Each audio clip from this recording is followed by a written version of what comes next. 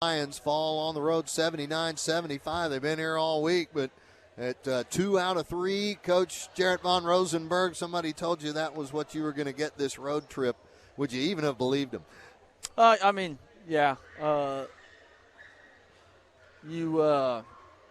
think there's a little carryover of playing really well and just thinking you're going to show up and compete.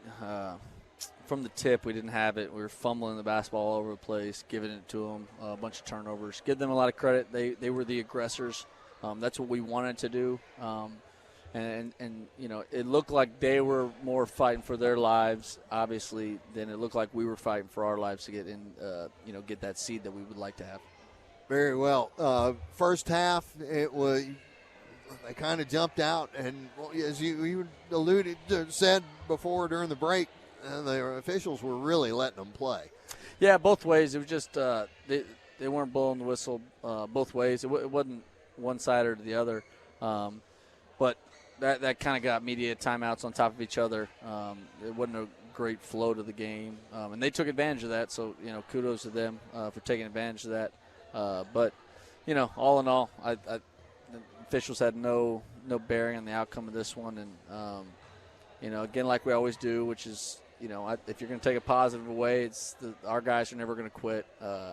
We ended up making it. Obviously, hit the last shot, but what does it end up being? A 3-point game? 4-point game. I mean, so kudos to our guys for fighting back. But it was a little bit like a reverse version of Thursday night's game at A&M Corpus Christi, where very similar. The Islanders did the fighting back and then came up short in the end. Yeah, very similar. So, disappointing. Again, though, you played 3 games on the road in 6 days. We knew this trip was going to be tough when they moved the Nichols game.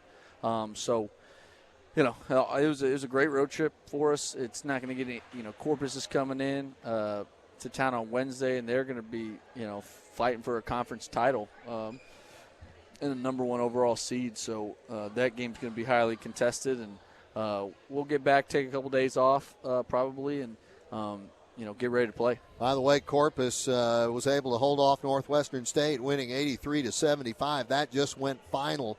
Only game left right now, New Orleans up by 7 over Lamar in Beaumont, but they've still got a half and 4 minutes of basketball still to go. Who won the Nichols game? Nichols came 68-64, rallied back to grab that dub, and the standings looking a bit. Yes, they were, Coach, and it looked like it might be fun, but they were playing at home, I do believe.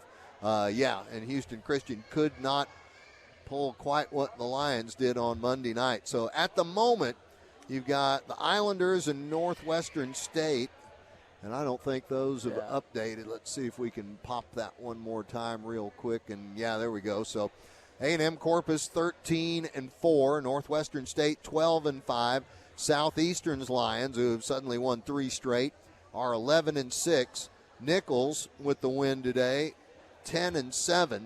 So every team with double-digit wins is your top 4, and everybody getting a bye for the moment. Lions at 9-8 are next. At least you have that. No, I think we're now locked into 5. Win or lose, we're locked into 5. Yep, that's what we'll be. And then it's a matter of who are gonna be the next 3 in. Houston Christian at 7-10. New Orleans and Incarnate Word gets to keep in the conversation. But if Lamar can win, it'll really be a mess, won't it? Well, Lamar's got a good tiebreaker because they beat Corpus at their place over Incarnate Word. So if Lamar's able to get one of the next 2, they would get in a tiebreaker if Incarnate Word loses.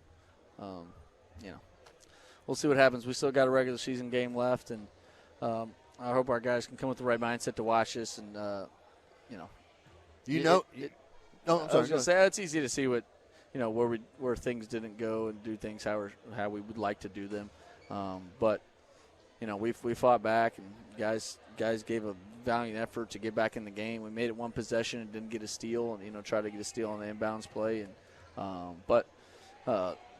we got to get back home and rest up. And it's been a long road trip. Been a very successful road trip.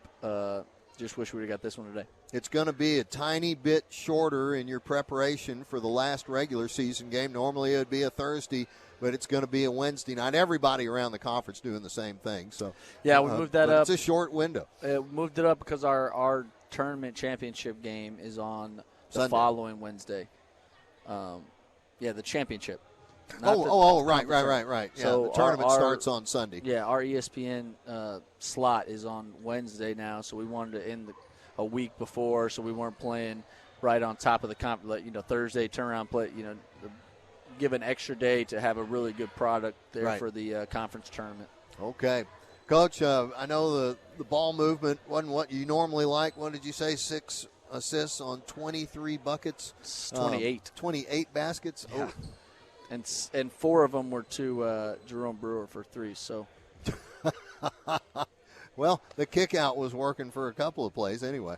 Yeah, not good. And the turnovers, turnovers have been, obviously they've been our Achilles heel on multiple games this year. But usually we have, even in Corpus, we had a 17 assist game to our 16 turnovers. So we're still moving the basketball. When your numbers are so skewed like that, assisted turnover, especially here, the way we play, the style we try to play, that's just not going to be a recipe for success. And all those turnovers put so much pressure on your defense. I thought our defense was decent at times, but statistically it was awful because we were in transition so much, and they had 23 points off of those turnovers. Right. All right, Coach. Not too much more else to say about this one, huh? We'll get them home, get them rested, and then start getting ready for a rematch with the Islanders, who are probably going to be a little bit mad when they get into Commerce and their first ever visit to the Fieldhouse. Absolutely. Yeah, we're looking forward to it, and we got to, we're in, but we want to play well going into the conference tournament, so we'll turn the page and get ready for a good Corpus team that just clinched at least a share of the title, but they're coming in for a sole title and first place in the conference tournament. All right, folks, that's going to wrap us up here live from San Antonio. A&M-Commerce men fall 79-75 in the second game of the doubleheader. The Lion women, they ended up on the short end of the stick as well in theirs. So a sweep for the Cardinals, but let's get home and see what happens in the Merce. Absolutely. Appreciate everyone coming out. Go Lions. All right, folks, want to thank everybody that makes these broadcasts possible. How about we start with Buddy Barnes and Sue Davis, sponsors of our coaches' interviews. We also have Bobby Bounds and BMFB Concrete Blocks. Not a lot of those tonight. And let's not forget Fix and Feed Hardware, where they have stores in Commerce, in Bonham, and in Sulphur Springs. For Mr. Ryan Fulkerson in the booth and everybody else a part of this, Avi